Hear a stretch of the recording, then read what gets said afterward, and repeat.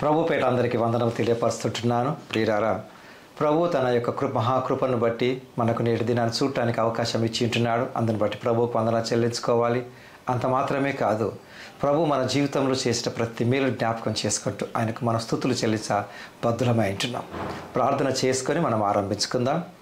ప్రేమ కనికరం కలిగిన ప్రియ పరలోకపు తండ్రి, ఇంతవరకు మీరు మా పట్ల చూపిన ప్రేమ కొరకై వందనములు, ఇచ్చినటువంటి ఆశీర్వాదమును బట్టి వందనములు, ఆరోగ్యమును బట్టి వందనములు, కుటుంబమును బట్టి, సంఘమును బట్టి, సమాజమును బట్టి, ప్రతి విధమైనటువంటి ఈవులను బట్టి మీకు వందన చెల్లిస్తూ ఉంటున్నాం.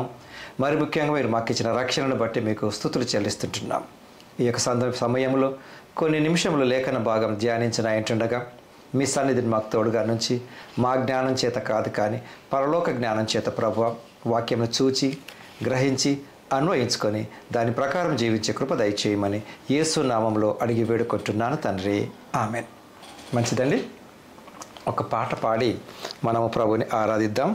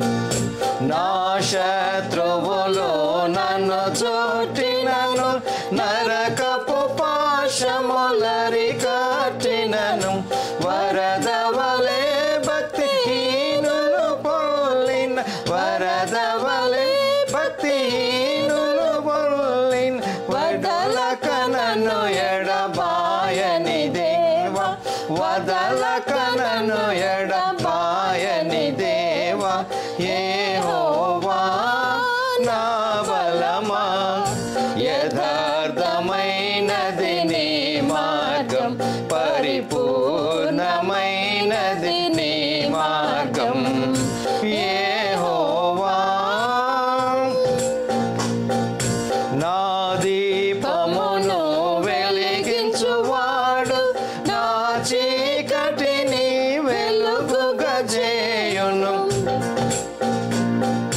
నా దీపమును వెలిగించువాడు, నా చీకటిని వెలుగుగా చేయును. జలరాశుల నుండి బలమైన చేతితో, జలరాశుల నుండి బలమైన చేతితో వెలుపల చేర్చిన బలమైన దేవుడు, వెలుపల చేర్చిన బలమైన దేవుడు. యెహోవా నా బలమా, యథార్థమైనది నీ మార్గం, పరిపూర్ణమైనది నీ మార్గం. యెహోవా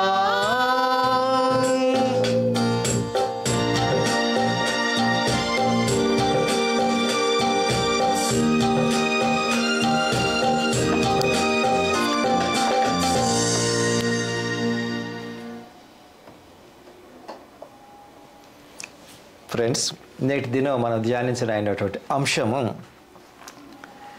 దేవుడు సృష్టించినటువంటి సృష్టి ఒకదానిపైన మరొకటి ఆధారపడి ఉండాలి. అంటే దేవుడు సృష్టిని చేసినాడు, ఆకాశము, భూమి, అందులో నుండి అన్ని సముద్రంలో ఉండేటటువంటి జీవరాశులు, భూమిపైన ఉండేటటువంటి వృక్షాలు. వృక్షము ఆకాశము వైపు ఎదుగుతున్నప్పటికీ అది భూమి నుండి వస్తుంది. ఈ విషయంలో నేడు మనం చదువుకున్నటువంటి లేఖన భాగంలో చదివేటటువంటి లేఖన భాగంలో మొట్టమొదటిగా ఆదికాండము 2వ అధ్యాయం 1 నుండి 15 వచనముల వరకు కనుక చూసినట్లయితే, ఆదికాండము 2వ అధ్యాయం ఆకాశమును భూమియు వాటిలోనున్న సమస్త సమూహమును సంపూర్తి చేయబడను. ఇది దేవుడి ద్వారా చేయబడిందండి. ఇక్కడ యాక్చువల్గా చెప్పాలంటే దేవుడి సృష్టిని అంతా కూడా ఆది కాండంలో మనం చూస్తూ ఉంటుంటాం. చూడండి, కొన్ని సందర్భాలలో అమాయకులు అనొచ్చు, లేకుంటే క్రాస్ క్వశ్చనింగ్ చేసే కొద్ది వ్యక్తులు మనల్ని ప్రశ్నిస్తూ ఉంటుండొచ్చు. ఇక్కడ తెలుగు బైబిల్లో పర్టికులర్గా ఆది యందు దేవుడు భూమి ఆకాశములను సృజించెను. ఇది యాక్చువల్లీ హీబ్రూ నుంచి వచ్చినటువంటి వర్షన్. తర్వాత ఇంగ్లీష్ ఆ యొక్క తర్జుమాలలో ఏముంటుందంటే ఫస్ట్ దేవుడు ఆకాశాన్ని చేస్తాడు, హెవెన్స్, తర్వాత భూమిని చేస్తాడు. కానీ తెలుగు వ్యాకరణ ప్రకారం అంటే పదముల యొక్క విన్యాసం అంటుంటాం కదా, దాని యొక్క సరి అయినటువంటి ఉచ్చారణ కొరకు దేవుడు ఆకాశమును భూమిని చేశాడని కదా, పదములు కలిసి వచ్చినని భూమి ఆకాశమును చేసినాడు అన్నాడు. దాని అర్థం ఏది ఏమైనా దేవుడు మొట్టమొదటగా చేసింది ఆకాశం, తర్వాత భూమి. అందుకే పాటలలో కూడా ఆకాశం భూమి అనే పాటలు కూడా మనం వినే ఉంటాం. ఇక్కడ ఇంటర్ డిపెండెన్సీ అంటే ఒకరికొకరు ఆధారపడి ఉండాలన్నది. ఈ యొక్క అంశం మూలంగా మనం గ్రహించవలసినది ఏంటంటే సమాజంలో సంఘంలో కూడా మనందరం ఒకరి పట్ల ఒకరము ఆధారపడి ఉండవలసి ఉంటుంది. ఎందుకంటే నేను ఒక్కనే కనుక ఉన్నట్లయితే నాకు ఎవరు అక్కర్లేదన్నట్లు నేను అనుకున్నట్లు అది వర్కౌట్ కాదండి. ఎందుకు అనంటే మనందరం కూడా దేవుని సృష్టిలో ఒకరము మరొకరి పైన తప్పకుండా ఆధారపడవలసి ఉంటుంది. ఉదాహరణకి మీరు ఒకప్పుడు అంటే లాంగ్ బ్యాక్ స్టోరీ, చిన్న స్టోరీ. ఒక ఆయన అనుకున్నాడట, అసలు నాకు ఎవ్వరూ అక్కర్లేదు, నేను ఒంటరిగానే ఉంటాను, నాకు ఎవరు అక్కర్లేదు, ఎవరితో పని లేదు, నాకై నేనుగా ఉంటానని చెప్పి ఎవరు లేని చోటికి వెళ్ళాడట. ఒక అడవిలోకి వెళ్ళిపోయి, అంటే అడవి అంటే మరీ వన్యమృగాలు ఉండేటటువంటి ప్రాంతం కాకుండా ఒంటరిగానే ఉందామని ఎక్కడికో వెళ్ళిపోయి ఒక చిన్న గుడి చేసుకొని ఉన్నాడు. అక్కడ ఉన్నాడు. సరే, తనకు కావాల్సినటువంటి అన్నీ అక్కడే చెట్లు కొట్టుకొని పండ్లు తింటూ ఉన్నాడు. తర్వాత కట్టెల తోట వెచ్చ చేసుకుంటూ ఉంటున్నాడు. ఇవన్నీ చేసుకుంటూ ఉంటున్నాం. తన యొక్క బట్టలని ఎలుక కొట్టడం మొదలుపెట్టింది. ఇంకా అడవిలో ఎట్లా వెలకలు ఉంటాయి కదండి. ఆ ఎలుక ఏం చేసింది, ఈయన చొక్కాలను కొట్టివేయటం స్టార్ట్ చేసింది. చొక్కాలు, బట్టలు ఇవే. మరి ఇప్పుడు దానికి పరిష్కారం ఏంటి? సో ఆ ఎలుక భార్య నుండి తప్పించడం కొరకు ఒక పిల్లిని తెచ్చాడు. మరి పిల్లికి ఆహారం పెట్టాలి కదా, పిల్లిని ఆహారం పెట్టడం కొరకు ఒక ఆవును తెచ్చుకున్నాడు. మరి ఆవుకు ఒకరు మేత పెట్టాలి కదా, దానికి ఒకరు మేపాలి కదా, ఒక అబ్బాయిని తెచ్చుకున్నాడు. మరి ఈ అబ్బాయికి ఒకరు అన్నం పెట్టాలి కదా, ఒక స్త్రీని తెచ్చుకున్నాడు, పెద్ద ఆవిడని తెచ్చుకొని అక్కడే ఉంటూ వండబెట్టి. మరి ఈవిడకు కావలసినటువంటి ముడి సరుకులు అవన్నీ ఎక్కడి నుంచి వస్తాయి? కాబట్టి ఒక అతనికి చెప్పినాడు, ఒక గ్రామస్తునికి, బాబు నువ్వు ఇక్కడ వచ్చి ఒక చిన్న దుకాణం పెట్టుకో, మాకు కావాల్సినవి మేము మీ దగ్గర తీసుకుంటామని. మరి ఆయన ఒక్కడు రాడు కదా, ఆయన ఫ్యామిలీ వచ్చింది. మరి ఆ ఫ్యామిలీకి ఇంకా కొన్ని అక్కర్లు ఉంటాయి కదా. నెమ్మదిగా అక్కడ ఏమైపోయిందంటే ఏ గ్రామం అయితే నాకు వద్దనుకొని వెళ్ళిపోయినాడో తిరిగి ఆ గ్రామమే ఇక్కడ స్టార్ట్ అయిందండి. కాబట్టి ఫ్రెండ్స్, నీ సహాయం నాకు అక్కర్లేదు అని ఎవ్వరం అనుకోవటానికి లేదు. ఇక్కడ యాక్చువల్లీ వాక్యం ఏంటిది అని అంటే the inter dependency in creation. దేవుడు చేసినటువంటి సృష్టి కూడా దేనికి అవిగా ఉండవు, తప్పకుండా ఒకదానిపైన ఒకటి ఆధారపడి ఉంటుంది. ఇప్పుడు 2వ అధ్యాయంలో మనం చదువుకున్నటువంటి విషయం, ఆకాశమును భూమియు వాటిలోనున్న సమస్తమును సంపూర్తి చేయబడింది. దీని తర్వాత ఎలాగో చేసినాడు అన్న విషయానికి వస్తే, దేవుడు తాను చేసినది యావత్తు పని 7వ దినములోగా సంపూర్తి చేసి తాను చేసిన తన పని అంతటి నుండి 7వ దినమున విశ్రమించెను. కాబట్టి దేవుడు ఆ 7వ దినమును ఆశీర్వదించి పరిశుద్ధపరచెను. ఏలయనగా దానిలో దేవుడు తాను చేసినట్టు సృజించినట్టు తన పని అంతటి నుండి విశ్రమించను. దేవుడు చేసినటువంటి పనేనండి. సృష్టి తనంతట తానుగా ఏది కూడా ముందుకు రాలేదు. కొన్ని ప్రశ్నలు మనకు సైన్స్ ప్రకారం ఉంటుండవచ్చు అండి. ఇప్పుడు కాసేపు సైన్స్ వాస్తవమే, కానీ కొన్ని ప్రశ్నలు అంటూ ఉంటుంటుంది కదండి. ఎవరో సృష్టి తనంతట తానుగా పడింది అని వచ్చేసిందని కాదండి, దేవుడు చేసినాడు సృష్టిని. తర్వాత 4వ వచనం, దేవుడైన యెహోవా భూమిని ఆకాశమును చేసిన దినమందు భూమి ఆకాశములు సృజించబడినప్పుడు వాటి ఉత్పత్తి క్రమము ఇదే. అది వరకు పొలమందలి ఏ పొదయు భూమి మీద నుండలేదు, పొలమందలి ఏ చెట్టును మొలవలేదు.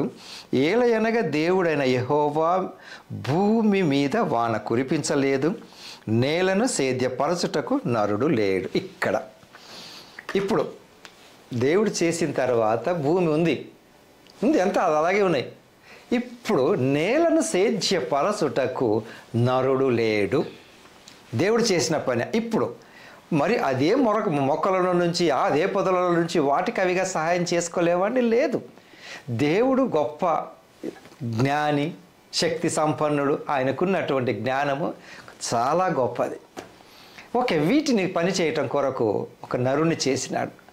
అది 7 దినముల తర్వాత నరుని చేసి, ఇక్కడ ఈ నరుని చేయటం ఎందుకని నరుని కూడా ఈ మాట ద్వారా చేసి నరుని తన సహస్త ఏదైతే దేవుడు చేశాడో భూమిని, మట్టిని, ఆ మట్టి నుంచి నరుని చేశాడు.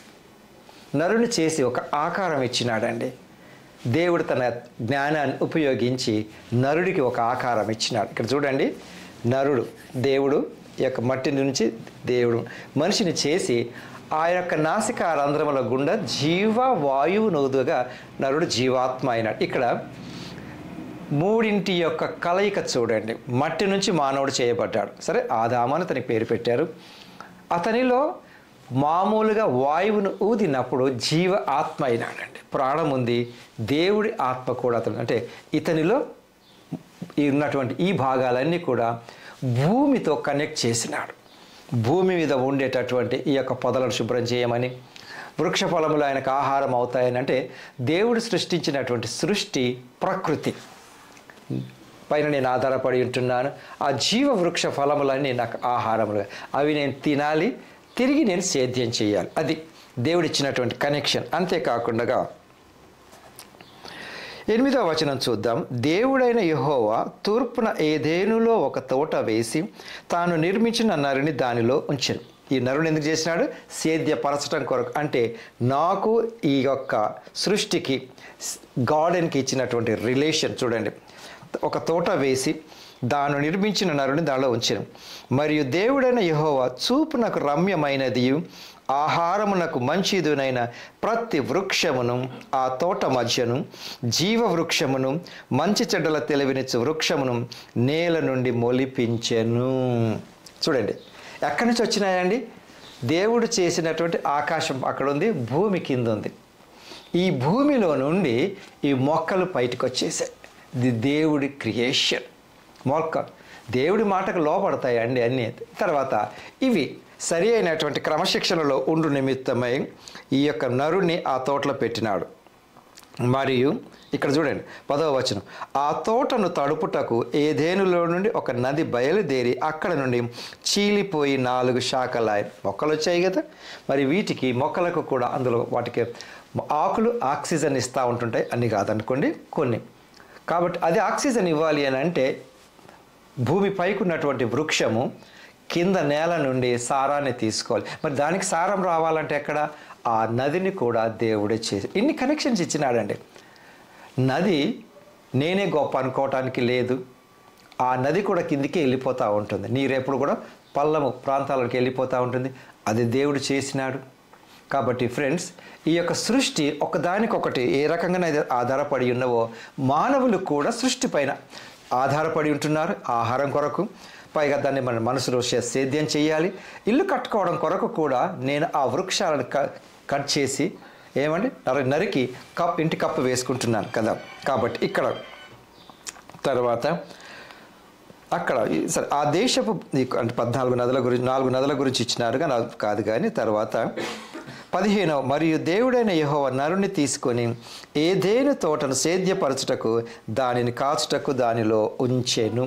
ఇప్పుడు దేవుడు ఏదేను తోట సేద్యపరచుటకు నరుని పెట్టాడు. ఇక్కడ అంటే దేవుడు అంత పెద్ద సృష్టిని చేసి ఏదేను తోటలో ఆయన పెట్టి ఆ యొక్క అధికారం నరునికి ఇచ్చినాడు. అంటే ఇక్కడ చూడండి, ఆకాశము నుండి కురిసేటటువంటి వర్షము నీరు స్టోర్ చేయబడి ఇప్పుడున్నటువంటి చెరువులు, నదులు, సముద్రాలు ఏమైనా అనుకుంటుండొచ్చు. అవన్నీ ఇవి మనం ఆయా సమయములకు ఈ యొక్క మొక్కలకి ఇస్తాం. మొక్కలు కూరగాయలు అయి ఉంటుండొచ్చు, పువ్వులు అయి ఉండొచ్చు, పెద్ద ఆకుల ద్వారా నీడన అయి ఉండొచ్చు. ఈ యొక్క కనెక్షన్ దేవుడు చేసిన సృష్టి. కొన్ని సందర్భాలలో దేవుడి సృష్టిని మూర్ఖంగా ప్రశ్నించుకునే అవకాశాలు కూడా లేకపోలేదండి. ఎవరో ఒక ఆయన మర్రి చెట్టు కింద కూర్చున్నాడట వేసవికాలంలో.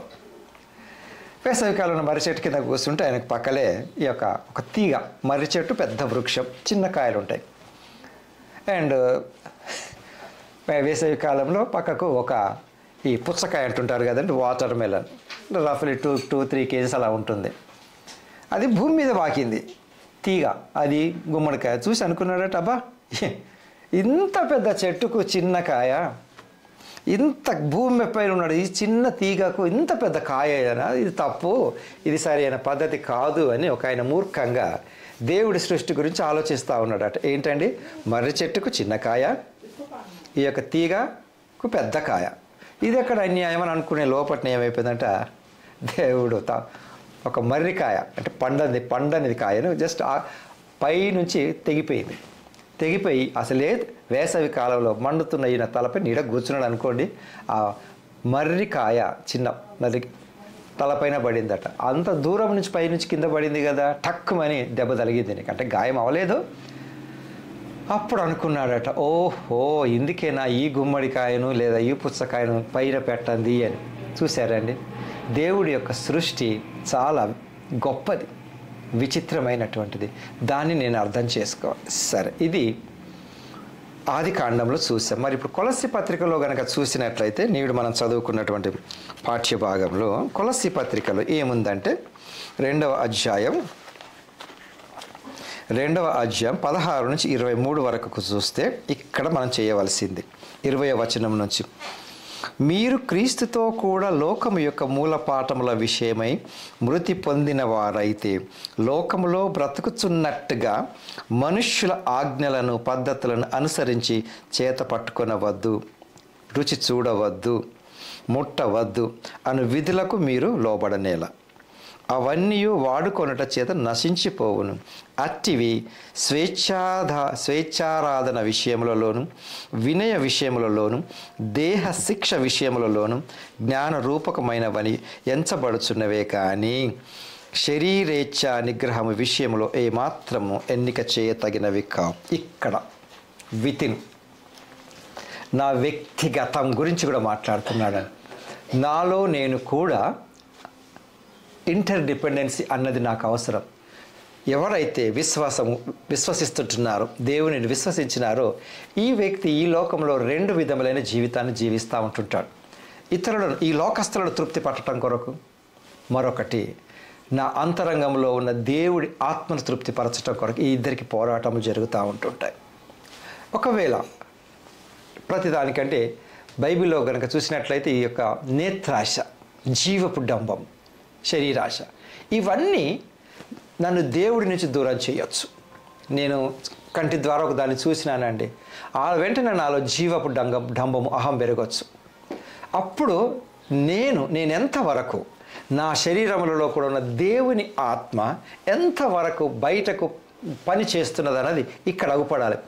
ఇది ఏదైతే మానవ ఆచార ప్రకారంగా పెట్టుకున్నాయో, కొన్ని సందర్భాలలో నేను ఇతరులను తృప్తి పెట్టడం కొరకు నేను చేస్తున్నానేమో, బట్ నేను దేవుని కొరకు ఎంతవరకు చేస్తానంటే ఈ ఇంటర్ డిపెండెన్సీ అన్నది నాలో కూడా అవసరమే. ఇక అంతే. ఇక్కడ ఇంకా పై భాగంలో మనం చూసినట్లయితే ఒకటి ఉన్నది చూడండి, 19వ వచనం. తాను చూచిన వాటి గురించి గొప్పగా చెప్పుకొనుచు తన శరీర సంబంధమైన మనస్సు వలన ఊరక ఉప్పొంగుచు శిరస్సును హత్తుకొనని వాడెవడును మీ బహుమానమును అపహరింపనీయకుడి.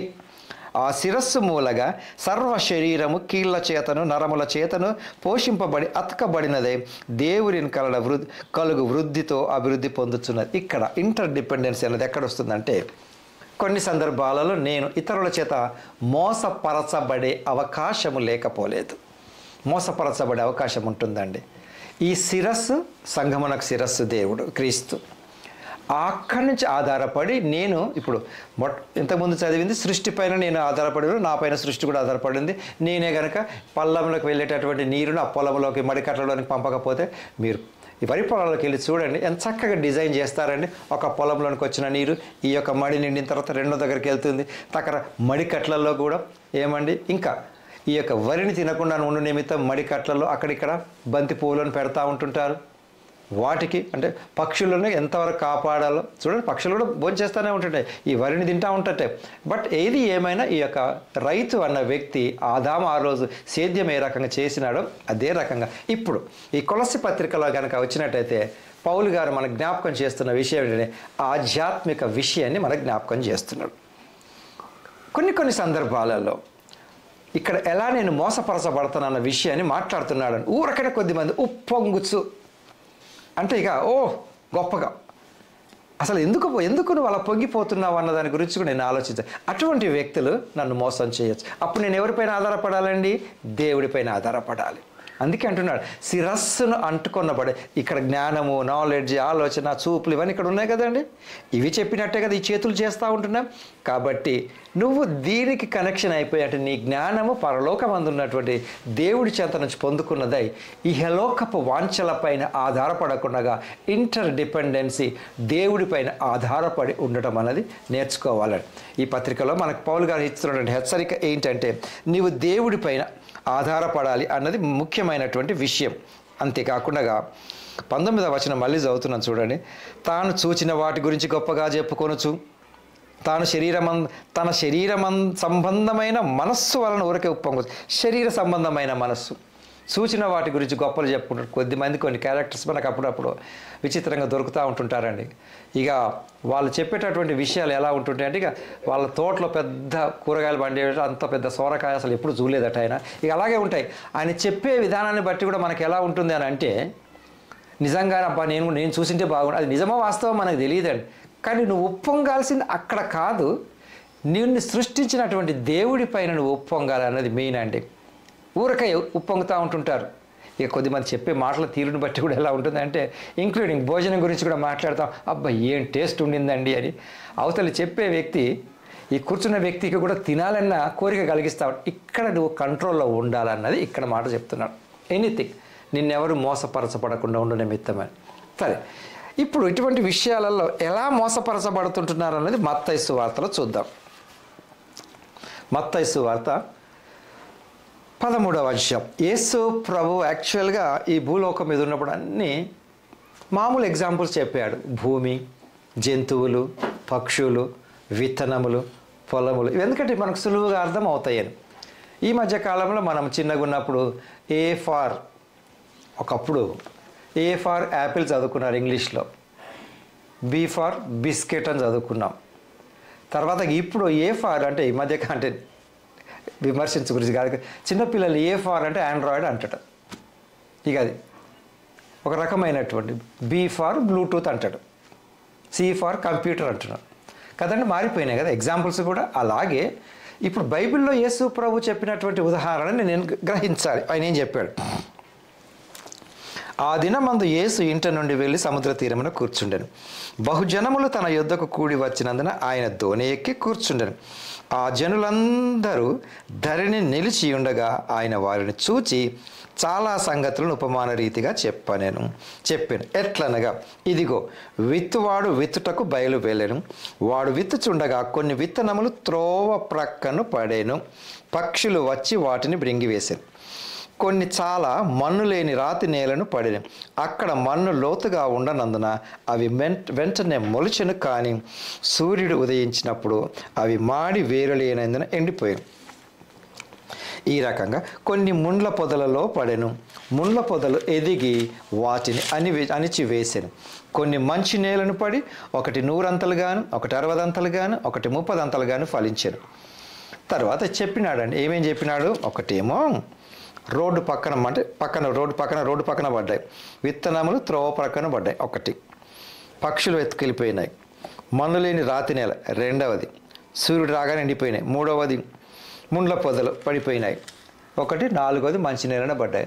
ఇక్కడ శిష్యులు మళ్ళీ వచ్చి అడిగినారట, తరువాత శిష్యులు వచ్చి నీవు ఉపమాన రీతిగా ఎందుకు వారితో మాట్లాడుచున్నావని ఆయన అడగగా ఆయన వారితో ఇట్లా, పరలోక రాజ్యం మర్మములు ఎరుగుట మీకు అనుగ్రహింపబడి ఉన్నది కానీ వారికి అనుగ్రహింపబడలేదు. కలిగిన వానికి ఇయ్యబడును, వానికి సమృద్ధి కలుగును, లేని వానికి కలిగినది వాని యొద్ద నుండి తీసివేయబడును అని చెప్పిన తర్వాత ఆయన ఉదాహరణకి ఈ యొక్క 4 ఎగ్జాంపుల్స్ని చూద్దాం. విత్తనములు విత్తుచున్నప్పుడు ఇక్కడ కాషన్, ఇంటర్డిపెండెన్సీ. నాకు ఖరీదైన గింజల్ని నేను తెచ్చుకున్నాను కాబట్టి నేను వేసేటప్పుడు కూడా నేను చూడాలి. అంటే ఇక్కడ నేను ఎటువంటి నేలను వేస్తున్నాను, ఇక్కడ విత్తేవాడు కూడా ఉన్నాడండి. నేను ఏం లేదులేండి, నేను ఎక్కడ ఒక చోట గింజలు విత్తుకుంటానంటే కుదరదు కదా. నువ్వు ఎటువంటి నేలను వేస్తున్నావు అన్నది. సరే, ఇక్కడ త్రోవ పక్కకు కొన్ని గింజలు పడ్డాయి, విత్తనాలు పడ్డాయి. అవి ఏమైపోయినాయండి? పోయి ఇక్కడ ఒకవేళ అంటే అనుకున్నట్లయితే, అలాగని కల్పితం కాదు ఇది అనుకోను, గాలికి ఈ గింజలు కొట్టుకొని, అంటే అంత వేగమైన గాలి వచ్చి వీటిని మంచి నేలలోనికి తీసుకెళ్తే అవి మొలుస్తాయి. కానీ అటువంటి పరిస్థితి అక్కడ లేదు కాబట్టి త్రోవ పక్కనే ఉన్నాయి.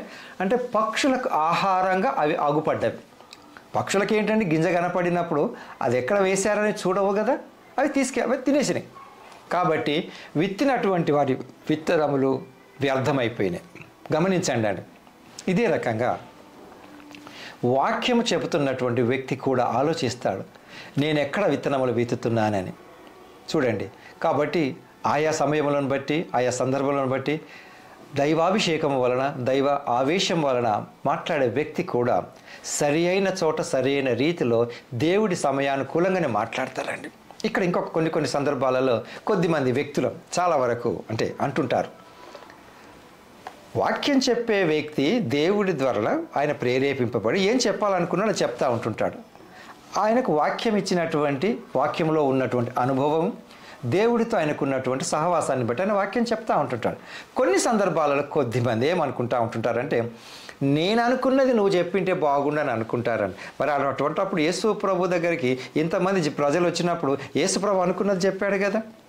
సరే, భోజనం విషయంలో వారు ఆకలి కొంటారు, ఆకలి భోజనం పెట్టమంటాడు. కానీ వాక్యం అన్నది ఈ యొక్క విత్తేటటువంటి వ్యక్తి కూడా అందుకనే అడుగుతూ ఉంటుంటారు, మీ యొక్క గ్రూప్ ఎటువంటిదండి? సమయ సందర్భాన్ని బట్టి మాట్లాడడము, వాక్యము సరి అయిన రీతిలో విత్తబడినటువంటిది అది. ఇకంటే వ్యర్థంగా పోదు. రెండవది ఇంకా కొన్ని ఏమైపోయినాయండి, ఇక్కడ ఏం జరిగేది? రెండవది, కొన్ని చాలా మన్ను లేని రాతి నేలను పడేది. ఇవేమైపోతుందంటే మన్ను ఉంది కానీ పైన ఉంది, లోపల కింద రాయి ఉంది. ఇవి కూడా ఏంటిదంటే కొన్ని సందర్భాలలో వాక్యం వింటున్నప్పుడు కొద్దిమంది విన్నంతసేపు కూడా చాలా ఎగ్జైట్ అయిపోతారు. తప్పకుండా సారి వాక్యం నాకు నన్ను బలపరిచింది, అది ఇది నిజంగా అని చెప్పి కొన్ని సందర్భాలలో కంట తడిపెట్టి కూడా మాట్లాడతారు. ఐఎమ్ సో హ్యాపీ, నిజంగా ఈ వాక్యం నా కొరకే దేవుడు అనుకుంటా ఉంటుంటారు. వాక్యం విత్తినటువంటి వ్యక్తి విత్తినప్పటికీ ఆ యొక్క దాన్ని ఏమో క్షణికావేశం అంటుంటారు, లేదా కొంచెం తృప్తి, ప్రతిదానికి ఎగ్జైట్మెంట్ పోయి చిన్న వాటికే తృప్తి పడిపోయి అనుకుంటారు. కానీ వెంటనే ఏమైపోయింది? లోపల సారం లేదు, రాతి నేల, మళ్ళీ మర్చిపోతారు. ఈరోజు విన్నటువంటి దాన్ని, ఆయన వాక్యాన్ని నిలుపుకోడు. కాబట్టి నీకై నువ్వుగా నీలో విత్తబడినటువంటి విత్తనానికి నువ్వు నీరు కట్టి ఫలింప చేసుకోవాలి. మూడవది ఏంటంటే ముండ్ల పొదలు. ఈ ముండ్ల పొదలకు వేరే సువార్తలో ఇంకా క్లారిటీగా అంటే విషయం ఇంకొక వివరిస్తారు కదా. ఐహిక విచారము ధనభోగములు. దేవుడు వాక్యం విన్నాడు, వాక్యం విత్తినటువంటి కరెక్ట్గా విత్తినాడు. కానీ ఇతను ఏం చేసినాడు? ఐహిక విచారములు అంటే కారుకి ఈఎంఐ కట్టాలి, అవసరమే కట్టాల్సిందే. కానీ కట్టాల్సిన దానికంటే ముందు ఎక్కువ విచారం ఇస్తూ ఉంటుంటాడు. ప్రమోషన్ వస్తుందో రాదో, ప్రమోషన్ వస్తే నాకు ట్రాన్స్ఫర్ అవుతుందో ఏమో, ట్రాన్స్ఫర్ అయిపోయిన తర్వాత అక్కడికి ఏ ట్రాన్స్పోర్ట్లో పోవాలి, ఆఫీస్ ఎంత దూరం ఉంటుందో, ఇవన్నీ ఐహిక విచారము వలన ఇవి డామినేట్ చేసి దేవుడి యొక్క వాక్యాన్ని దూరం చేసుకుంటారు. అది ఇంకా కొన్ని మంచి నేలను పడ్డాయి. మంచి నేల అంటే ఏంటి? ఎవరో ఒకరు సేద్యం చేసిన నేల. అది ఇంటర్డిపెండెన్స్ అంటే మన జీవితంలో ప్రతి ఒక్కరమండి ఎంతవరకు గుర్తించినామన్నది అది వేరే విషయం. తప్పకుండా మనల్ని కూడా ఎవరో ఒకరు వాక్యంలో బలపరిచిన వ్యక్తులు తప్పకుండా ఉంటారండి, ఇంక్లూడింగ్ ప్రేయర్. అసలు నాకు ప్రార్థించడం రానప్పుడు పలానా వ్యక్తి నాకు ప్రార్థన నేర్పినాడండి. ఎవరో ఒకరు మీ మమ్మీ అయిండొచ్చు, మీ డాడీ అయిండొచ్చు, మీ ఫ్రెండ్ అయిండొచ్చు, అక్క అయిండొచ్చు, చెల్లి అయిండొచ్చు, తమ్ముడు అయిండొచ్చు. అసలు స్క్రిప్చర్ ఎలా ధ్యానించాలో, మెడిటేట్ చేయాలో ఫలానా వ్యక్తి నేర్పాడండి. అసలు ఈ సెంటెన్స్కి, ఈ యొక్క వర్స్కి, ఈ వాక్యానికి నాకు అర్థం తెలియనప్పుడు ఫలానా సేవకుడు నాకు చెప్పాడండి. అంటే అసలు దైవ సేవకుడు, గొప్ప సేవకుడు అయి ఉండాల్సిన అవసరం ఏం లేదు. మీ సండే స్కూల్ టీచర్ అయిండొచ్చు, సండే స్కూల్ కొలిక్ అయిండొచ్చు, ఒకే క్లాస్లో కూర్చున్నటువంటి ప్రైమరీ, జూనియర్, ఇంటర్ అబ్బాయి అయిండొచ్చు. అది మంచి నేలనంటే ఆ నేల సిద్ధపరచబడి ఉన్నది. సిద్ధపరిచిన వ్యక్తికి కూడా క్రెడిట్ ఉంది. ఇక్కడ సిద్ధపరిచినారు, విత్తనం కరెక్ట్ టైంకి వచ్చింది, ఆ నదిలో నుంచి రావాల్సిన నీరు చినుకులు మీకు పడ్డాయి. కాబట్టి ఫ్రెండ్స్, ఇంటర్ డిపెండెన్స్ అనేది ఎవరిని ఎప్పుడూ తక్కువ అంచనా వేయకూడదు. సృష్టి మానవుడిపైన ఆధారపడింది, మానవుడు కూడా సృష్టిపైన ఆధారపడ్డాడు.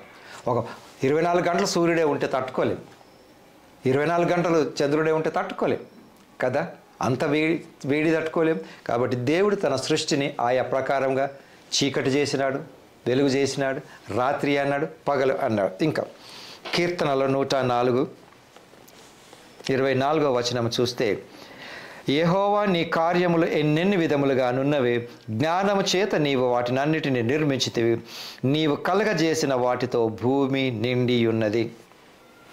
చూడండి, దేవుడు సృష్టించినటువంటి సృష్టి చాలా గొప్పదండి. దాన్ని మనం అనుభవించాలి, అర్థం చేసుకోవడానికి మన జ్ఞానం సరిపోతుంది. బట్ ఫ్రెండ్స్, ఇంటర్ డిపెండెన్సీ అన్నది వర్షాకాలంలో వర్షం రాక తప్పదు. కొన్ని సందర్భాలలో అమాయకంగా అడుగుతారు, ఈ వర్షం ఎందుకు వస్తుంది అబ్బా? నాకు పనున్నంత మాత్రంలో వర్షం ఆగాలని కాదు. వర్షము దేవుడు ఎందుకు కురిపిస్తూ ఉంటున్నాడు? మనకు పంట కొరకు. వర్షం లేకుంటే పంట రాదు, వర్షం అధికంగా ఉన్నా పంట రాదు. కానీ వర్షకాలంలో నీటిని ఏమండి ఒక చోట కూర్చుకొని చెరువులుగా చేసుకొని వేసవి కాలంలో అంటే ఉన్నంత మట్టుకు పంటలకు పండించుకుంటూ ఉండటం. ఆయా సీజన్స్లలో వేసవి కాలం పంటలు వేరు, చలికాలం పంటలు వేరు, వర్షాకాలం పంటలు వేరు. వర్షాకాలంలో మొక్కజొన్న, పెసర్లు ఇవి వస్తూ ఉంటుంటాయి. చలికాలంలో సీతాఫలం, ఏమండి ఉసిరికాయ, ఇంకా వేరుశనగలు ఇవన్నీ వస్తూ ఉంటుంటాయి. ఎండాకాలంలో మామిడి పండ్లు వస్తూ ఉంటాయి. మామిడి పండ్లు తింటే వేడి అని అంటాం, కానీ మామిడి పండు అదే సీజన్లో వస్తుంది. చలికాలంలో సీతాఫలం వస్తుంది, సర్ది చేస్తుంది అంటాం, అది అప్పుడే వస్తుంది కదండి. కాబట్టి దేవుడు ఆయా సీజన్స్లో చేసినటువంటి పండ్లను తప్పకుండా తినాలి. నాకు చలికాలంలో మామిడికాయ కావాలంటే దొరకదు, మరి నాకు వేసవి కాలంలోనే వస్తుంది. మామిడి పండు తింటారు, తర్వాత మామిడికాయ పచ్చడి పెట్టుకుంటారు. ఇవన్నీ ఆయా సీజన్స్లలో వచ్చేటటువంటి. కాబట్టి ఫ్రెండ్స్, ప్రతి సీజన్కు కూడా దేవుడు ఒక ఉద్దేశంతో పెట్టాడు. కాబట్టి వాటిని పొందుకుంటూ, అంతేకాకుండా ఇంటర్ డిపెండెన్స్ సృష్టిపైన ఆధారపడాలి. అంతేకాకుండా సొసైటీలో కూడా ఒకరిపైన ఒకరు ఆధారపడుతూ, ఒకరికొకరు సహాయం చేసుకుంటూ, శరీరంలో ఒక్కొక్క భాగం ఏ రకంగానైతే జాయింట్స్ తోటి అతికించబడి ఉన్నదో అదే రకంగా ఫెలోషిప్లో నేను ఉంటే నేను డెవలప్ అవుతాను. అట్టి కృప దేవుడు మనకు అనుగ్రహించును గాక. ప్రార్థించుకుందాం. ప్రేమ కనికరం కలిగిన ప్రియ పరలోకపు తండ్రి, ఇంతవరకు మీరు మమ్మల్ని కాచి కాపాడిన విధానమును బట్టి మీకు వందనం తెలియపరచుకుంటూ, వాక్యం విన్న ప్రతి ఒక్కరిని ప్రభువా మీరు ఆశీర్వదించండి. మేము అందరము కూడా ప్రభావ మీలో అంటుకట్టబడి ఒకరిపైన ఒకరు ఆధారపడి ఉండుటకును, అంతేకాకుండా మా అక్కరలు మీ అందు తీర్చుకున్నటకు ఒకరికొరకొకరు ప్రార్థించేవారుగా ఉండుటకును మీరు మాకు సహాయం దయచేయండి. అంత మాత్రమే కాకుండా ప్రభువ, వాక్యం వింటూ ఉన్నప్పటికీ ఇతరులతో చెప్పుకోలేని సమస్యలతో ఎంతమంది ఉన్నారో వారందరినీ ప్రభువ మీరు తప్పకుండా వారి శ్రమల నుంచి, శోధనల నుంచి బయటకు తీసుకొని వచ్చి దేని కొరకు ఎదురు చూస్తున్నారో వాటిని అనుగ్రహించమని, అందరికి ఆరోగ్యం అనుగ్రహించి మీ అంత శాంతి, సమాధానం, నెమ్మది పొందుకుంటూ ఇంకను మీరు అక్కడ పర్యంతం మేము ఆనందించి కృప చూపమని సమస్త ఘనతలను మీకే చెల్లిస్తూ యేసు నామములో అడిగి వేడుకుంటున్నాను తండ్రి, ఆమెన్. మంచిదండి. తిరిగి కలుసుకొని పర్యంతం ప్రభు కృప మనకు తోడైండును గాక. ఆమెన్.